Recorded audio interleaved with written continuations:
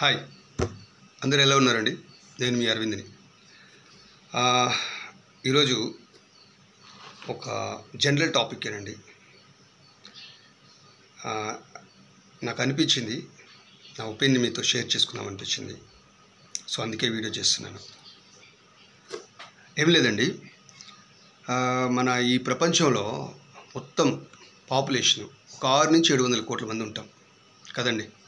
So ఈ 600-700 కోట్ల మంది ప్రతి మనిషి they have their unique personality.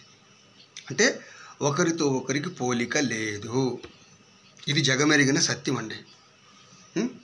అంటే ఏంటి? నాలాగా నేను ఆలోచిస్తాను, నాలాగా ఇంకొకరు ఆలోచించలేరు, ఇంకొకరిలాగా నేను ఆలోచించలేను. నా టాలెంట్ వేరు, ఇంకొకరి టాలెంట్ వేరు. ఎవరి లైఫ్ ఎవరితో కంపారిజన్ చేయడానికి ఆస్కారమే లేదు. కానీ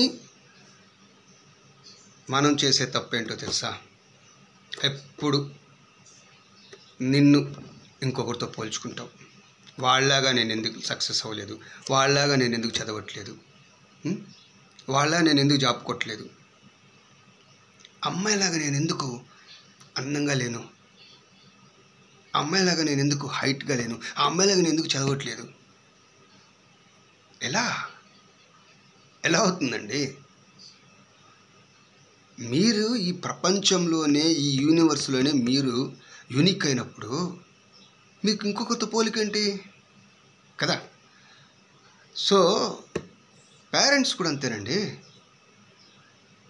వాళ్ళ పక్కింటి అబ్బాయి ఎవరు బీటెక్ చేసి ఎంటెక్ చేసి అమెరికాలో సెటిల్ అయితే వీళ్ళ కొడుకు లేదా వీళ్ళ అమ్మాయో ఏం చదువుతుందో, అబ్బాయి టాలెంట్ ఏంటో అమ్మాయి టాలెంట్ ఏంటో అది చూడరండి.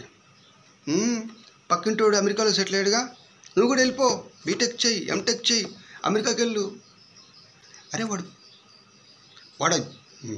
చదవగలుగుతాడా? వాడికి ఆ కెపాసిటీ ఉందా లేదా? అది లేదు, తోసేయడమే. ఒక గొర్రె దాటితే మనం కూడా దాటేలా? నో అండి, no no no no no. ఎందుకంటే నేను యూనిక్ అండి, మీరు యూనిక్. అంటే ఇక్కడ ప్రతి ఒక్కరు యూనిక్. సో నీలేదో గొప్ప టాలెంట్ ఉంటుందండి. డోంట్ కంపేర్ విత్ ఎనీబడి అండి. మనం ఎప్పుడైతే వాడిలా నేను లేను, వాడి లైఫ్లో నా లైఫ్ లేదు, వాడిలాగా నాకు కారు లేదు, వాడిలాగా నాకు ఇల్లు లేదు, వాడి జాబ్లాగా నా జాబ్ లేదు, వాడు చాలా సక్సెస్ఫుల్, వాడు చాలా హ్యాపీగా ఉన్నాడు, వాడు ఈరోజు స్టేటస్లో పెట్టాడు, కొత్త కారు కొన్నాడు.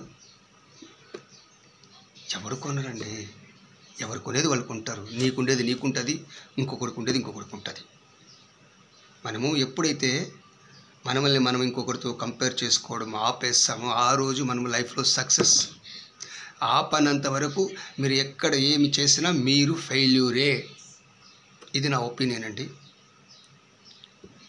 సో కొంచెం ఘాటుగానే అనిపించుండొచ్చు మీకు, కానీ వాస్తవం, నిజం ఎప్పుడు చేదుగా ఉంటుంది.